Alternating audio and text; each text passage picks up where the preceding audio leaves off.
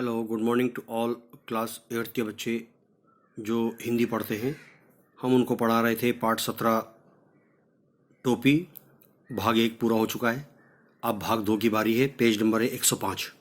मैंने आपको यहाँ तक पढ़ाया था कि गवरा कहता है कि वो आदमी जो होते हैं, मनुष्य लोग, कपड़ों से, लिबास से अपने जिस्म शरीर सब कुछ ढांक लेते हैं, और यहाँ तक कि हाथों में दस्ताने, पैरों में मोजे से वो ढक लेते हैं। सिर पर लटे हैं, उन्हें भी टोपी से ढक लेता है। अपने तो नंगे ही भले, हम तो ऐसे ही लिबास के कपड़े के बगैर ही अच्छे। उनके सिर पर टोपी कितनी अच्छी लगती है। गवरिया बोली, मेरा भी मन टोपी पहनने का करता है। टोपी तू पाएगी कहाँ से? गवरा बोला, टोपी तो आदमियों का राजा पहनता है। जानती है एक टोपी के लिए कितनों का टाट उलट जाता है। ज़रा सी चूक हुई नहीं कि टोपी उछलते देर नहीं लगती। अपनी टोपी सलामत रहे, इसी फिक्र में कितनों को टोपी पहनानी पड़ती है। मेरी मान तो तू इस चक्कर में पड़ ही मत, गवरा ने गवरिया से कहा। गवरा था तनिक समझदार, इसलिए शक की, जबकि गवरिया थी जिपी और धुन की पक्की। जो ठान लिया सो उसने ठान लिया। उसको ही जीवन का उसने लक्ष्य, अपना मकसद मान लिया। कहा गया है कि जहाँ चाह है वहाँ राह होती है। मामूल के मुताबिक अगले दिन दोनों घूरे पर दाना चुगने के लिए। चुगते चुगते गवरिया को रुई का एक फाहा मिल गया। गवरिया खुशी के मारे घूरे पर दौड़ने लगी, चिल्लाने लगी। अरे क्या मिल गया रे? गवरे ने चिहा कर पूछा। मिल गया, टोपी का जुगाड़ मिल गया। गवरिये ने गवरे के सामने रुई का फाहा मार दिया। तेरे जैसा ही एक बावरा था। और गवरा बोला। रास्ता चलते चलते उसे अचानक एक दिन पड़ा हुआ चाबुक मिल गया। चाबुक था बड़ा उम्दा और लचकदार, किसी घुड़सवार के हाथ से छूटकर गिर गया होगा। चाबुक हाथ लगते ही वो बावरा चीखने लगा। चाबुक तो मिल गया, बाकी बचा 3 घोड़ा लगाम जीन।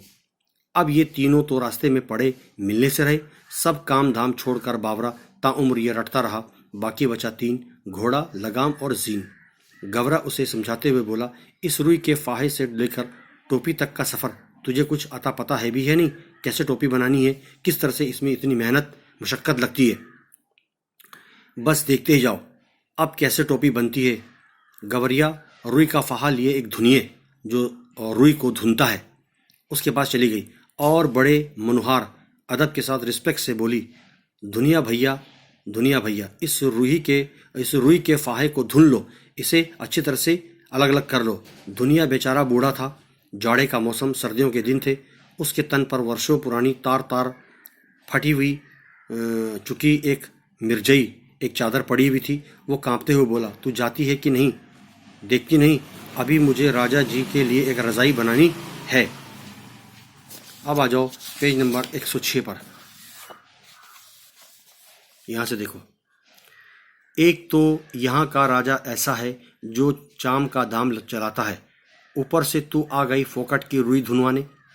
उस रुई धुनवाने वाले ने गवरिये से कहा, उज्र न करो भैया, तो इतनी मेहनत मुशक्क़त, थोड़ा नाराज़ मत हो।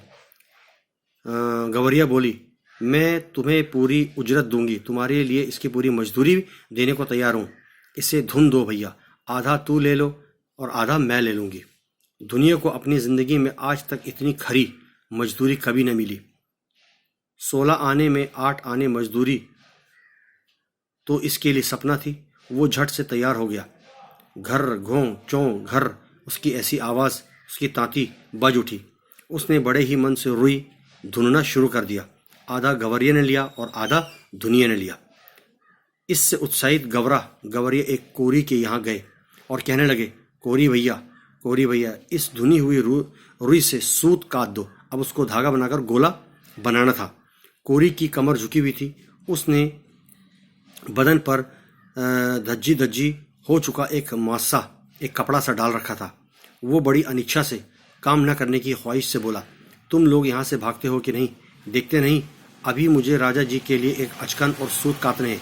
मुझे फुर्सत नहीं है मुफ्त में मल्लार गाने की। भैया, इस मुल्क में सब काम क्या राजा जी के लिए होता है? गवरिया अचरज से, हैरानी से बोली, सूत किस मुल्क से आई है? कोरी ने उसे भर आंख देखा।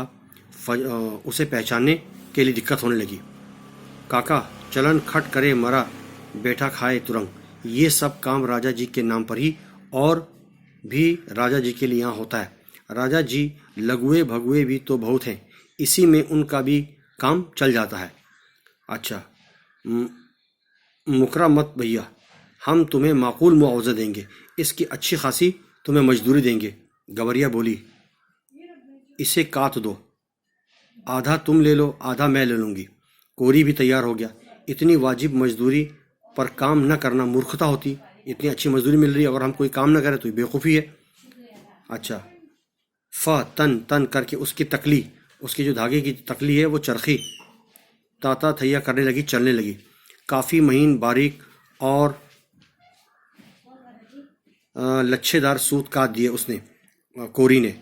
एकदम साफ साफ कदम पर मिलते कामगारों के सहयोग ने गवरिया को आगे बढ़ने पर उकसा दिया।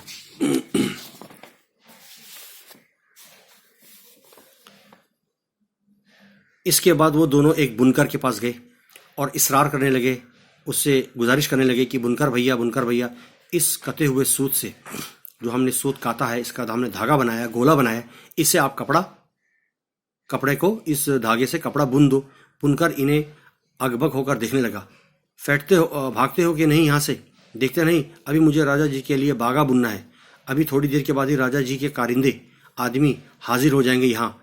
साव करे भाव तो चबाव करे चाकर, इतना कहकर बुनकर अपने काम में मशगूल हो गया।